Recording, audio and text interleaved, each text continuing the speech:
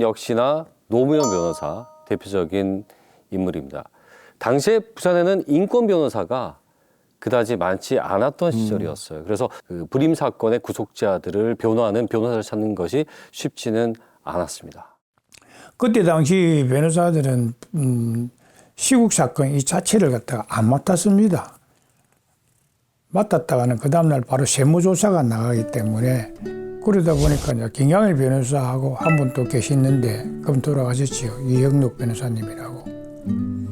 그분 두 분께서 이제 시국 사건을 맡고 이랬는데 그 노 변호사한테 교도소에 애들이 몇 명 잡혀가 있는데 영장 없이 그저 아직 잡혀가 있는데 한번 면회를 한번 했으면 좋겠다.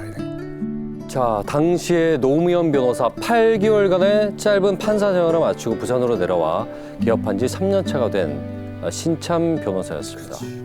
노무현 변호사가 어디 대학을 나왔죠?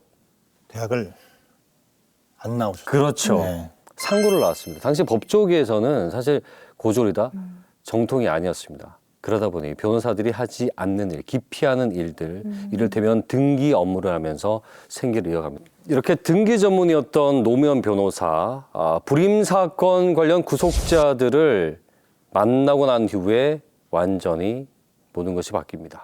앞으로 일반 사건 수임 안 했으면 좋겠다면서 내가 이 애들을 위해서 검사하고 싸워야 되겠다면서 그래서부터 노 변호사님은 이제 그 사건에 매달린 것이요. 자, 노무현 변호사가 변호했던 인물은 송병곤, 고호석 씨 두 분이었어요. 이 두 분께 얘기를 들어보니까 너무너무 이상한 거예요. 그러면서 면회를 가면 이 두 분뿐만이 아니라 다른 구속자들도 다 만나본 거예요. 그러면서 노무현 변호사가 사건을 파헤치기 시작을 한 겁니다. 야, 진짜 드라마틱하다. 그날 이제 그 변호사 접견이 왔다는 얘기를 들었죠. 그래 가보니까 제가 옛날에 봤던 약간 촌스러운 그분이 와 있더라고요. 그러니까 우리 진짜 개맞듯이 맞았다. 고문당했고. 그러면서 이제 발톱이 하나 죽었어요. 그런 얘기도 했죠.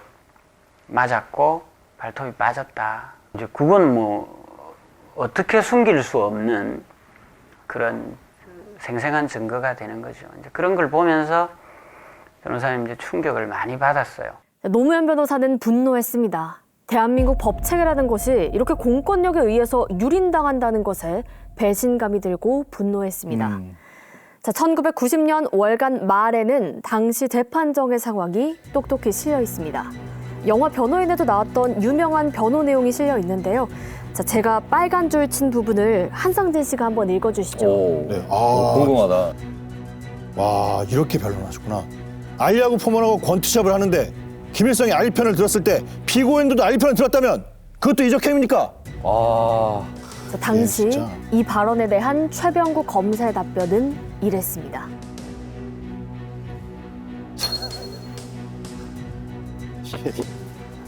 아니, 북계를 찬양하는 발언을 삼가해 주십시오. 이게 부계를 어디서 찬양을 한 거죠? 그러니까 그 정도로 짜맞춰가는 논리였다라는 말도 안 되는 거죠. 말도 안 되는 논리를. 그래놓고서는 북계를 찬양하는 발언이래.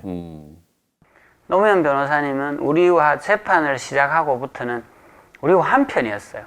거의 이제 공범 수준이 돼가지고 이제 변론을 한 거죠. 노무현 변호사를 비롯한 5명의 변호사의 열정적인 변호에도 불구하고 1982년 대법원에서 무려 19명의 유죄가 확정이 됩니다. 노무현 변호사 등 부산 지역 인권 변호인단이 대거 변론에 나섰지만 관련자 모두 유죄를 판결받았습니다.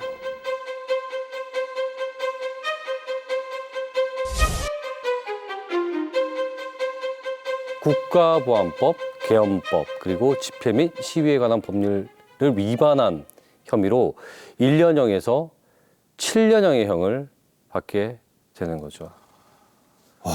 자, 이 사건은 불임 사건의 구속자들, 그러니까 당사자들뿐만이 아니라 노무현 변호사의 인생에도 다들 알다시피 정말 절대적인 지대한 영향을 미치게 됩니다. 재하 변호사가 돼가지고 인권 변호사로 그 불임 사건으로 인해서 발걸음을 들이게 됐습니다.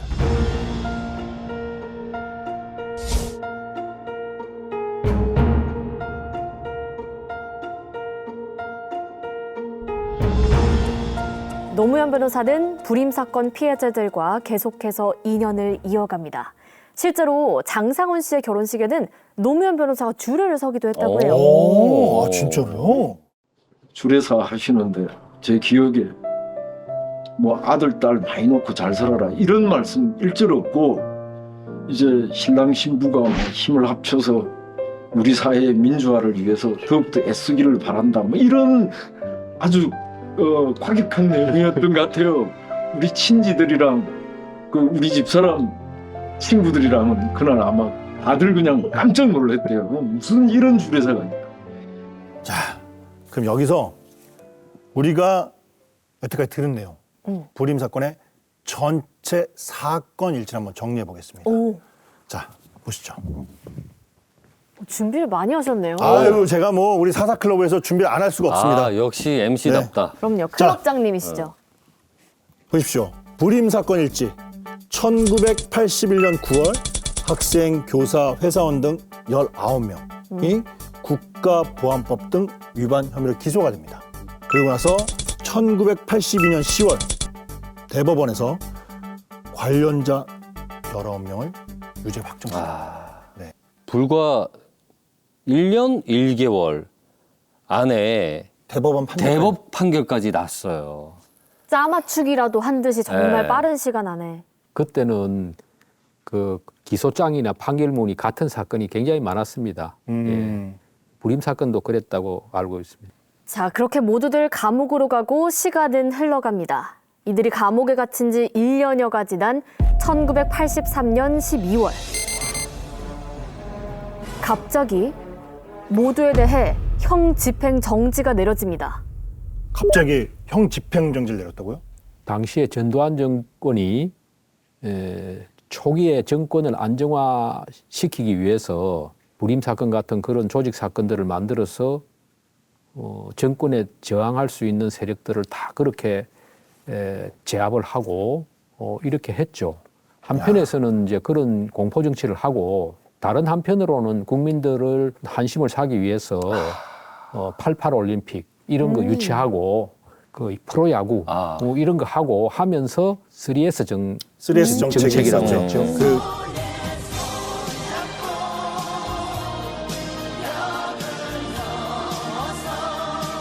극장도 심야극장이 맞습니다. 이제 갑자기 통행금지, 야간 통행금지 풀면서 심야극장이 처음 생겼던 시기죠. 맞습니다. 3S 예. 정책. 한 2, 3년 갔죠. 그러면서 정권이 다소 안정이 되었다고 느끼자 이제 그런 조작 사건에 대한 부담을 덜기 위해서 이른바 유화 정책을 하게 됩니다. 그것이 83년 말부터 시작합니다.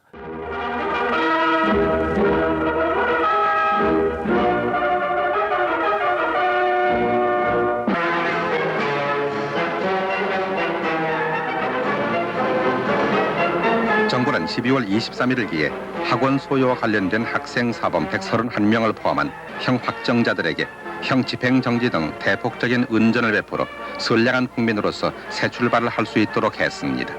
특히 학생 사범에 대한 이번 은전 조치는 이번 조치의 배경과 참뜻을 깊이 되새겨 심기일전해서 사회 발전과 번영에 적극 참여하고 기여해야 하겠습니다. 징역 6년을 선고받고 2년 5개월을 복역하던 고우석 씨 역시나 형 집행정지로 풀려납니다. 1980년 중후반 민주화의 강한 열기 속에 민주헌법쟁취 국민운동본부가 출범을 하자 이 본부의 상임 집행위원을 맡아 활동을 하게 됩니다. 그리고 마침내 1987년 6월 10일 민주항쟁의 거센 파도가 부산에도 불기 시작합니다. 국론을 분열시키고 국력을 낭비하는 소모적인 개헌 논의를 지양할 것을 선언합니다.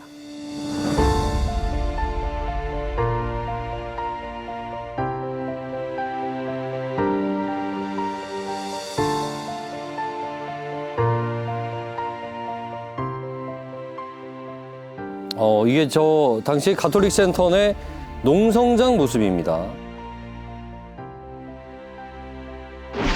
지금 여기 안경 쓰신 분이 바로 고우석 선생입니다. 야, 결의에 찬 눈빛이고. 예, 그 고비 때마다 우리나라 네. 그 민주화 운동의 고비 때마다 다 계시네. 그렇죠. 고우석 선생은 1988년 노태우 대통령 과거사 정리 차원에서 대규모 사면 복권을 시행할 때 복권이 되면서 그토록 원하던 영어 교사로 돌아갑니다. 복직을 하셨구나 다시. 네. 이 사건에 대한 결과는 10년 뒤인 2009년에 나오는데요. 일부 혐의에 대해서는 무죄를 인정받았지만 국가보안법에 대해서는 무죄를 인정받지 못했습니다. 시간이 더 흘러 2012년 고우석 씨를 비롯한 5명은 다시 한번 이 사건에 대한 재심을 청구합니다.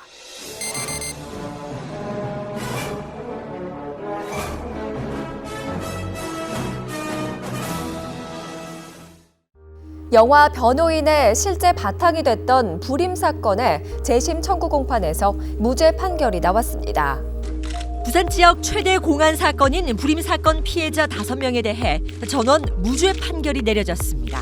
58살 고호석 씨 등 5명이 청구한 국가보안법 위반 등에 대한 재심 선고 공판에서 국가 존립을 위태롭게 할 목적으로 독서 모임을 했다는 점을 인정하기 어렵고 검찰 수사 과정이 적법한 절차의 원칙을 위배해 증거 능력을 상실했다는 게 이유입니다. 이 영달에만 매달리는 이런 태도를 버리지 않는다면 저희들 같은 희생자가 또 언제 검찰에 의해서 만들어질지 알 수 없다고 생각해서